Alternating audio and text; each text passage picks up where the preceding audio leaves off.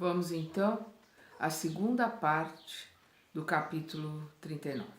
Nós vimos na primeira parte a Clara conversando com a Zulmira sobre a preparação e o trabalho que é em relação ao amor, em relação a servir, em relação a se doar, em relação a um certo sacrifício realmente, para que possamos realizar satisfatoriamente o trabalho de sermos mães. Vamos reler aqui, né, o finalzinho do trecho que nós lemos no primeiro capítulo. A Clara coloca: em muitas ocasiões, quando nos prendemos à lama do egoísmo ou ao visco do ódio, poluímos o líquido sagrado, transformando-o em veneno destruidor. Guardemos cautela. O preço da verdadeira paz reside no sacrifício de nossas existências. Não há sublimação sem renúncia no castelo da alma, como não há purificação no cadinho sem o concurso do fogo que acrisola os metais. Então, o que ela está colocando aqui é que nós podemos transformar esse líquido do amor, nós podemos transformar essa energia que nós temos dentro de nós para transmitirmos aos nossos filhos. Isso não importa se eles são biológicos ou não. Não é uma questão física, não é uma questão biológica. É uma questão de amor, é uma questão espiritual, de sentimento. E como o filho escolhe o pai e a mãe, e os pais aceitam os filhos que eles vão receber, não faz diferença se é biológico ou se é adotado. Desculpa, o plano de adoção, ele faz parte do roteiro, né, no plano espiritual. Ele já está ali na história por N razões, por N motivos, por reações de ações do passado.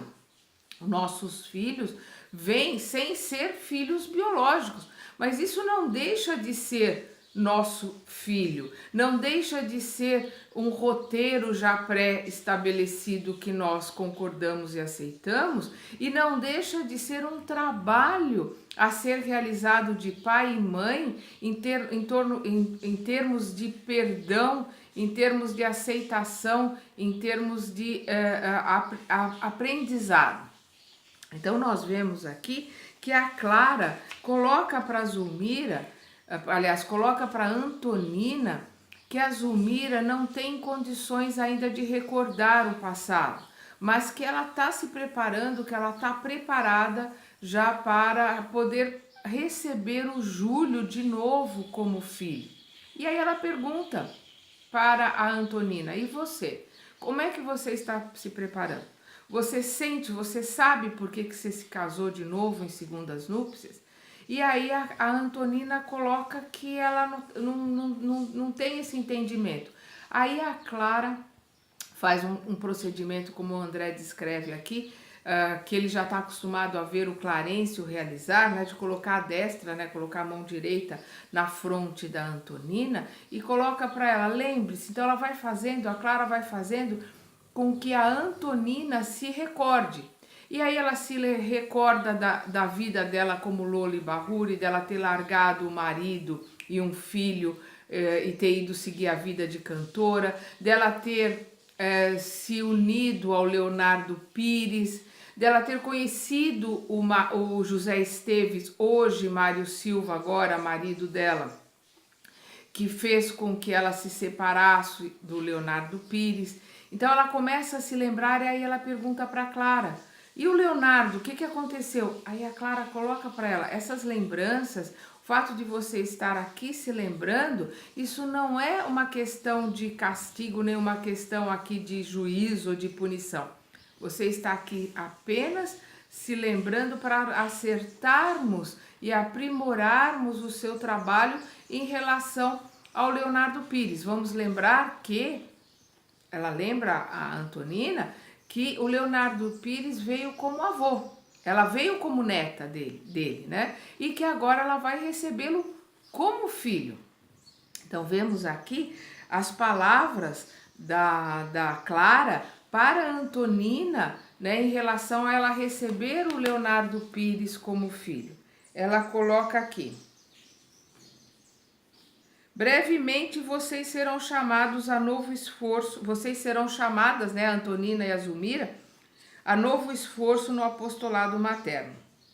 Zulmira recolherá o nosso Júlio na concha do coração e você, Antonina, restituirá a Leonardo Pires, seu avô e associado de destino, o tesouro do corpo terrestre.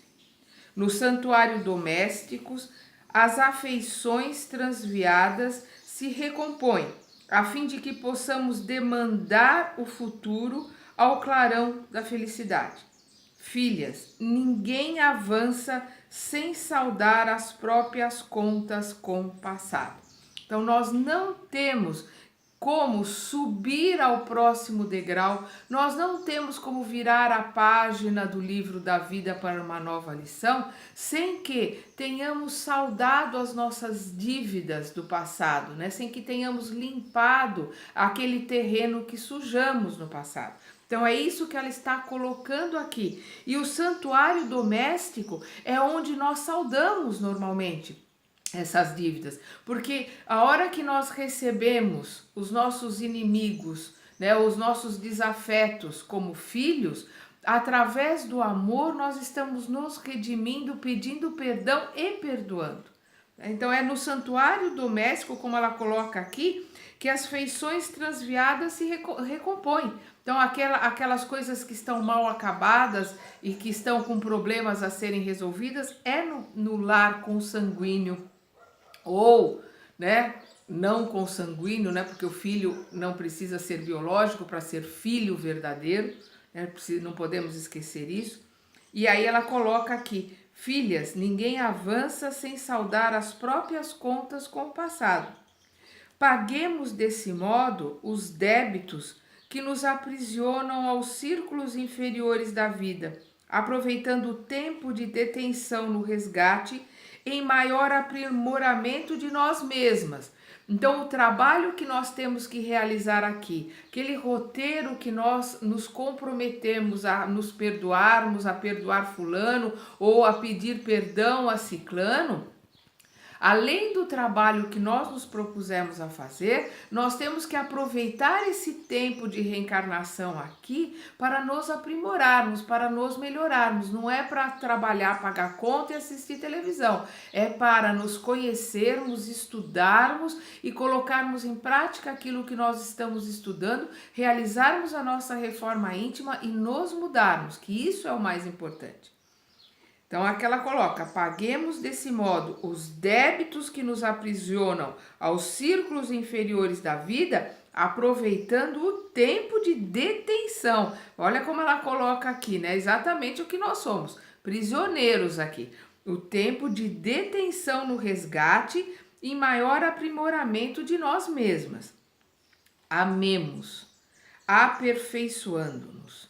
Nós não temos outra forma de entender e aprender a amar a não ser através do autoconhecimento, da reforma íntima e do aperfeiçoamento.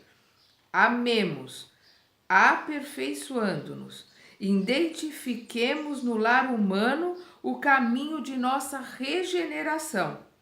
A família consanguínea na Terra é o microcosmo de obrigações salvadoras, em que nos habilitamos para o serviço à família maior que se constitui da humanidade inteira. Primeiro, nós temos que nos acertar com a nossa família consanguínea. Filhos, noras, genros, netos, primos, sobrinhos, tios, pais, irmãos.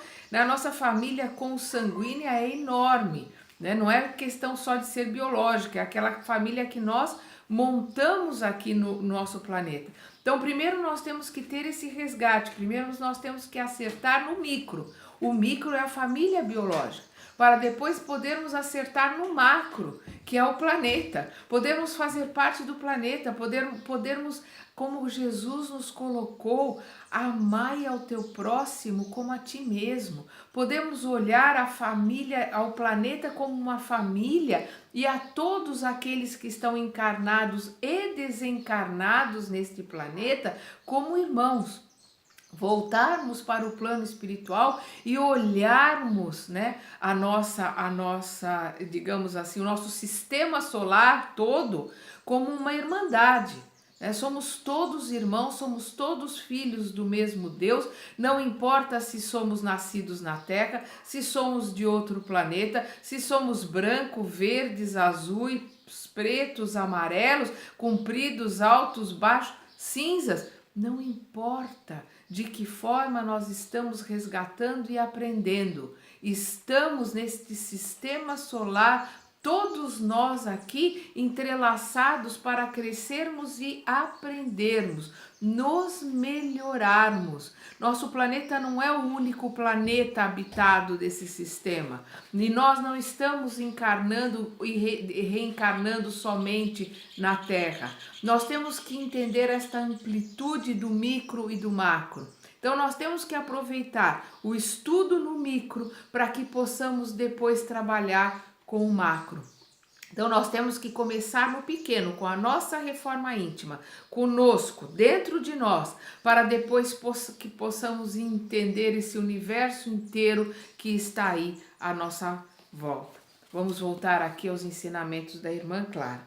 Ela coloca: a família consanguínea na Terra é o microcosmo de obrigações salvadoras em que nos habilitamos para o serviço, a família maior que se constitui a humanidade inteira.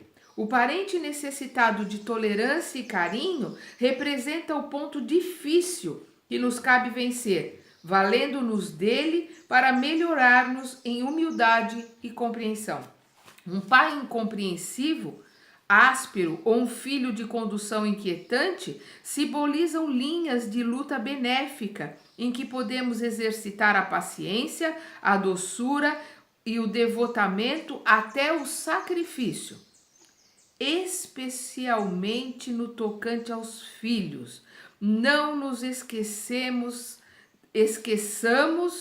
de que pertencem a Deus e à vida acima de tudo.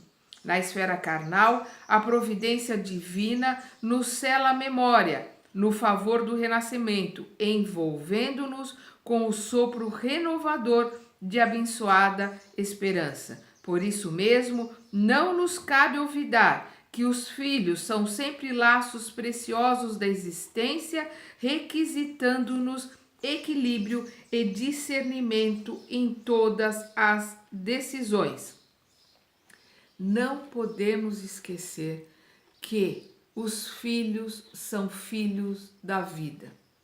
Vamos lembrar Gibran, Khalil Gibran.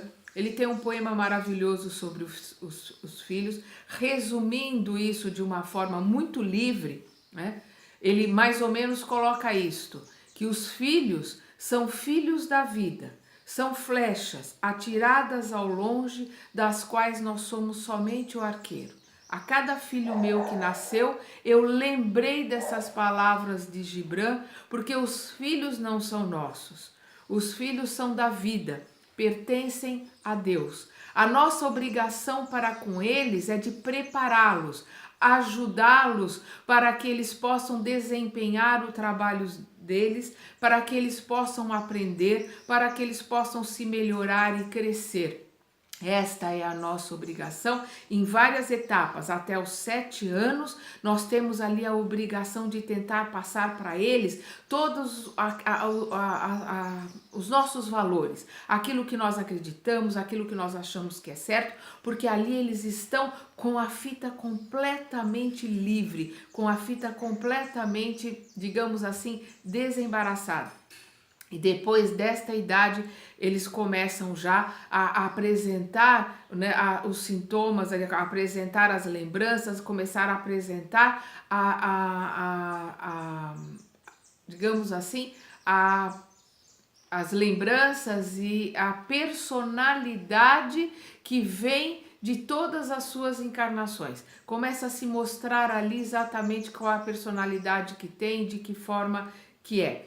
Então nós temos até os 7 anos essa chance de moldarmos e depois irmos moldando, aprimorando, acertando, até que a partir dos 14, 15 anos essa personalidade já está começando a se constituir, ficando cada vez mais forte, e a partir daí aquilo que nós conseguimos conseguiu, e daí em diante fica um pouco mais difícil de se mudarmos, mas não impossível. Podemos até o final da vida nos mudarmos, e por que não ajudarmos e pedirmos, tentarmos que os nossos filhos se mudem ou mudarmos juntos com eles, porque a partir de uma certa idade somos amigos ou não dos nossos filhos, porque os nossos filhos não precisam mais de pai e mãe, eles precisam de amigos.